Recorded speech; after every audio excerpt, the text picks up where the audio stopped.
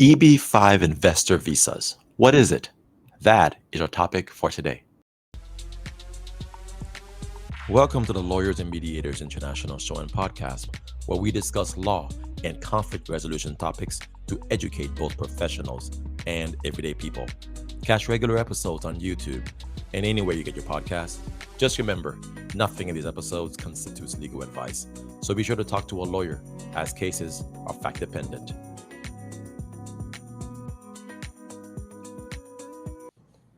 Hey everyone, this is Mac Pierre-Louis, attorney, mediator, arbitrator, working throughout Florida and Texas. And as you guys all know, we talk about the law and conflict resolution. And so today we're talking about immigration. We did a recent immigration topic with another attorney some time ago, and now we're turning back to the same topic, but we're going to discuss investor visas this time, specifically EB5 visas. And my guest today is attorney Andy Semotiuk. And Andy, how are you doing today? Fantastic. I'm just delighted to be here on your program. Very excited. Thank you so much. I appreciate that. And so glad to have you on. Let's start talking about you first. And I'm going to let people know a little bit about you. And that is, you are an attorney who has covered immigration for many years. You have written articles. You are a contributor on Forbes. You have your articles have attracted over 1 million readers, and I've learned that you are a member of the New York and California bars in the U.S. and the Ontario and British Columbia bars in Canada. And so you've practiced law for 5 years in New York, for 10 years in L.A., and now you're currently practicing law in Toronto. So you're quite the international man, and it's good to have you on because I like to have people on from lots of diverse backgrounds, and so especially folks who are overseas, but you're not really too overseas. You're practically American because you've literally been to all the cities I've been to, and it's good to have you on to talk about this stuff. But anyway, introduce yourself though. Tell us something unique and special about you. Sure. Well, as you pointed out, I've practiced in both jurisdictions, meaning the United States and Canada, and my life has been roughly that way. Half of my time in Canada, half in the United States. Yeah. Right now I'm in Toronto. Basically what happened was, while I was practicing in the United States, I had family members there, and we were looking after family members. And the time came just before the pandemic, actually, when my family members passed on. And my wife said to me, okay, we've been spending a lot of time in the US. Now it's time for us to move to Toronto. I've got 2 sisters in Toronto and family there. We're moving to Toronto. And I guess I said, well, okay. We moved to Toronto, and then the pandemic hit. Just a matter, I couldn't believe it, but kind of saved me in a sense. So since the pandemic, I've been in Toronto. Wow. Yeah. So I've never actually been to Canada. To this day, I have friends who live there. I have family who lives there. I've just never been, but one day. And I know. It's beautiful up here, and Yes. it's very similar to the United States. It's not like a distant Of land course. somewhere. It's a little colder up here. A little. Yeah, and people are less, perhaps a little more reserved than they are in the United States. Yeah. The pace of life might be a little slower than what you might find in New York City, for example. Yes. But, people are the same no matter where you are in the world. Yeah, people, definitely. Yeah. Well, I'm sure Toronto's going to be closer in type to the cities in the North U.S. Very different from Texas. They're very different from South Florida, obviously, where I spent most of my life. But all right, let's turn to the law. So over the years, you'll turn on the news and you hear people talk about investor visas and EB5 visas. Sometimes you hear it in negative context, like visa fraud or things like that. Folks people want to come to the U.S. It's a great place to live. And there's different avenues to do that. Sometimes it's a family-based visa, fiance visa. But what is an investor-based visa? What is an EB5 visa? What makes it different? Why is it special? And just give us a primer of the basics. Love to. So in the early 1990s, the United States Congress decided they're going to create this EB5, and it's called EB5 because that's the section of the Yep. Act, Immigration Act, Yep. visa. And it has two purposes. Number one, to bring investor money into the United States, and number two, to create jobs for American workers. Initially, the first program was about direct investment, where a foreign investor, if he wanted to immigrate, and it's usually he, the investor, not always, sometimes women, but usually it's he and the family. They want to come to the United States, and if they invest, let's say $1 million, right at the moment, currently it's $1,050,000 for a direct investment EB5 project. And if they employ 10 people, 10 Americans, they can get a green card, permanent residence as a result. In time, shortly after the program was introduced, they developed a kind of a different sort of EB5 program, which has become the dominant program today. It's called the Regional Center Program. Okay. So the today, 90% of people who do an EB5 investment and come to the U.S. as investor immigrants are involved with the Regional Center Program, which requires the following. Number one, you're an investor who invests $800,000 US in a project that's not necessarily your project, but someone else's project. And it's creating at least 10 jobs for every person who invests $800,000 in the project. An example might be building an apartment building or building a hotel. There are all kinds of EB5 projects, airport hangars, holiday ski resorts, rural projects, infrastructure, all kinds like that. There's dozens of them. There's, I think, something like 600 regional center project facilitating organizations. But the way it works is someone comes up with an idea. Okay, let's build, for example, a hotel. And they come up with the plan and they make a submission to the U.S. Citizenship and Immigration Service saying, okay, we're a regional group. This is a project that we want to build.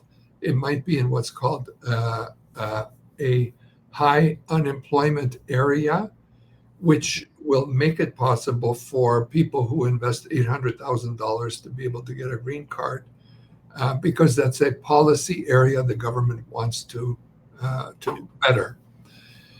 And so this has existed since the 1990s, and people have been coming, and there's about 10,000 visas available per year for investors from around the world.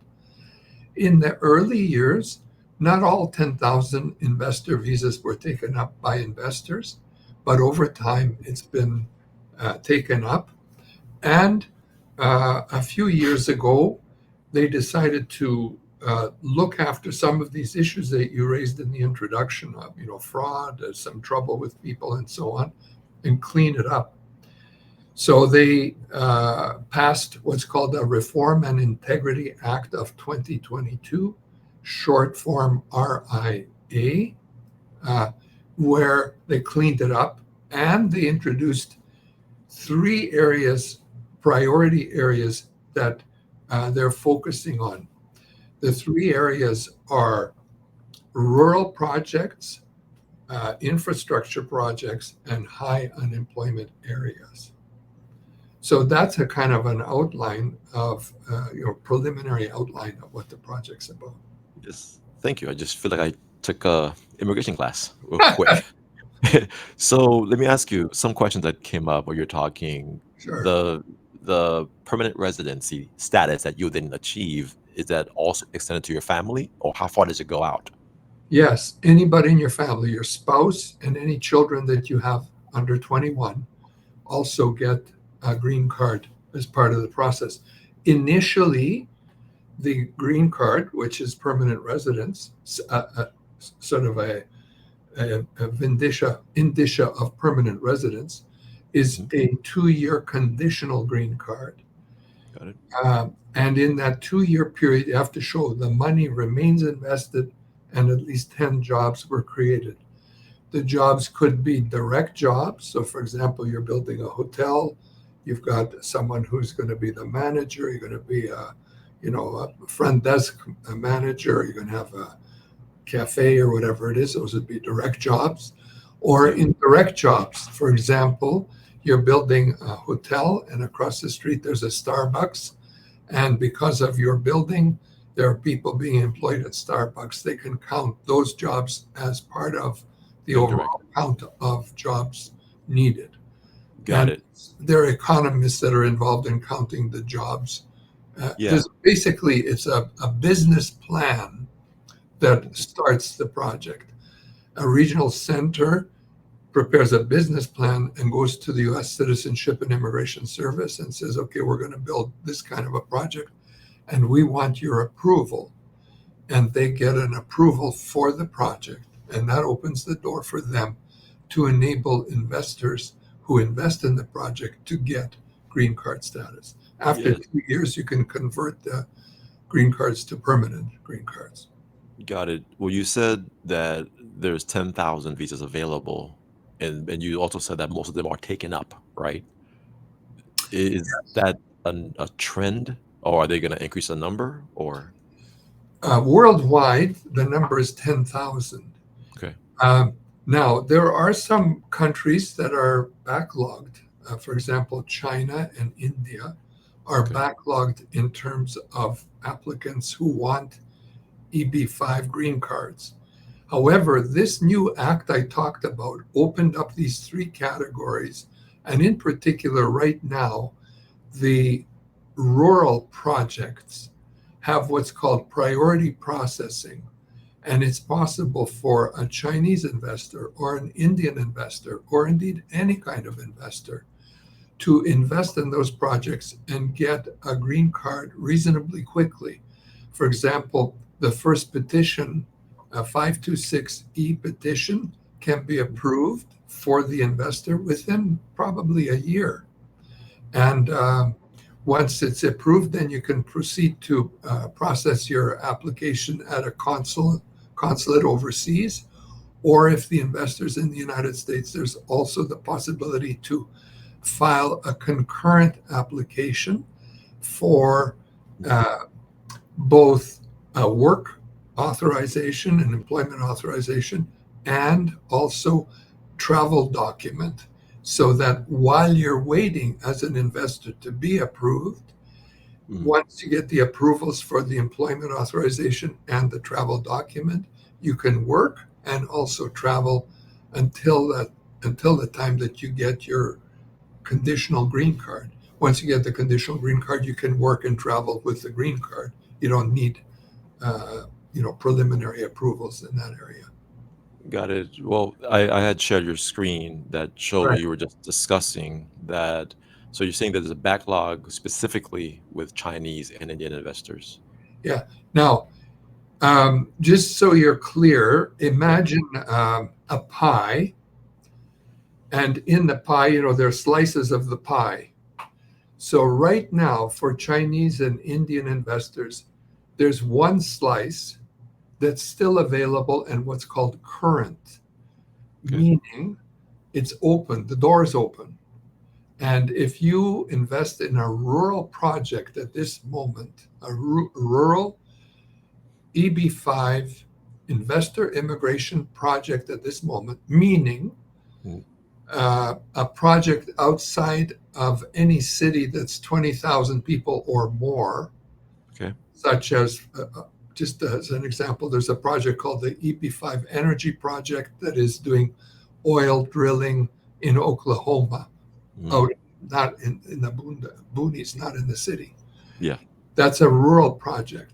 Such a project, if an investor invests in such a project, they will have priority processing, meaning their approval for their investment and their petition will go quickly, probably within a year, and they will get a conditional green card in approximately, let's say, certainly less than 2 years and around 1 year and a few months for Chinese or Indian investors. But if you're a Chinese or Indian investor and you're investing in any other part of the pie, such as direct investment or an Yeah. investment in just any project that's qualified for EB5 purposes, even high unemployment area project, there's a backlog building and it may take a long time. For people who have invested a long time ago, there's actually a huge backlog for Chinese and Indian investors where it's taking like 4, 5, 6 years to get approved. Got it. So it's sort of like if you're going shopping to your local grocery store and you've Mhm. got your goods and you're going to go to the cashier, you can stand in line on those lines where there's lots of lineups. Or if there's an open cashier, if you're like me, you go to the open cashier and get yourself through Yep. there quickly. Yep. Not everybody's like me. Some people like to stand in line. Why? Because they're traditionally, those longer lines have been around a long time. They've got Yeah. trust. The people are more seasoned in the area of working in, for example, the high unemployment areas where they're building large buildings, hotels, apartments, houses. So Yeah. those people are willing to wait longer because they're secure, more safe, rather than go to some rural area where it's new people, the leaders are new, you're taking a larger risk, perhaps. Yeah. Whatever the area is, the minimum threshold amount you have to invest is $800,000, right? Correct. And so, Correct. is there going to not be a natural priority of people who bring much more than that to the table? No. Whether you're, I don't know what, Warren Buffett, or Yeah. you're, Andy Semotiuk, 800,000 is all you have to invest, and you're in. You don't have to, and the fact that you got like 10 billion doesn't matter on this project. Got it. Same, Got it. same treatment. Yeah. And I guess to the morality of it all, um, a person could basically, in effect, buy the green card if they can invest. But the benefit is it's investing into the money to the country and it's creating jobs. It's creating American jobs, right? Yeah. So And that's, I've thought about this a lot, and a lot of people have commented on this subject. Is this morally right that yeah, someone who's got money can get a green card, whereas other people can't? The answer is this: there are 5 ways, I can't show here, 5 ways yeah, that you can immigrate to the United States. This is one of 5 ways. yeah, Now, the other 4 are marry your way in or have a family member sponsor you, yeah, uh, study your way in, go to university, then postgraduate university course, then move to a working visa in. yeah, Um, Refugee, asylum claims, um, work your way in. H-1B visa is common. People know about H-1B visas. These are other ways that people can immigrate into the United States. This one, every year there are on average, just roughly 1,250,000 people given green cards to immigrate into the United States. yeah. It's a lot. The I've had a few. Yeah, 1,250,000, 10,000 are for investor immigrants. got it. What's wrong about it is if you got a lot of money, you can do it. And if you don't have a lot of money, you can't. But Yeah, what's right about it is, like you point out, it creates jobs and it brings money to the economy, which is much needed. And if the money that's brought in is steered towards priorities such as rural development, infrastructure, or high unemployment areas, there's a social benefit to having these people coming in. So got it. that's how you morally deal with the issue.